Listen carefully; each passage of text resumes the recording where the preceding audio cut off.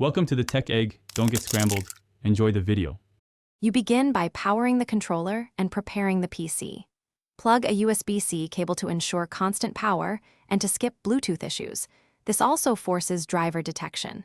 Make sure you know whether you have a Shield controller generation 1 or 2 because pairing buttons and firmware behavior differ.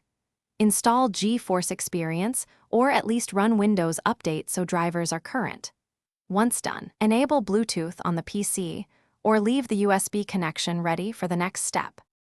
Now you perform pairing and resolve drivers. If you used USB, Windows usually auto-installs HID or X input drivers. Check Device Manager and update if needed.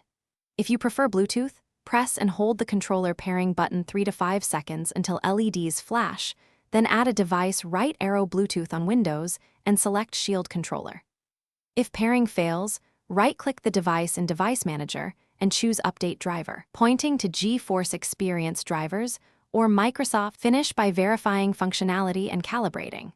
Open Steam Big Picture or Windows game controllers to test axes, buttons, and triggers.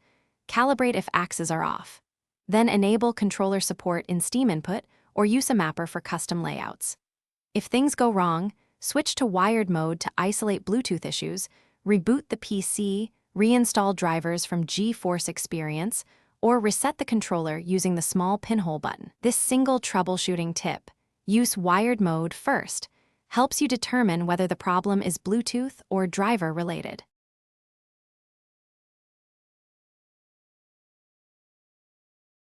Thanks for watching. Consider subscribing if I helped unscramble your problems.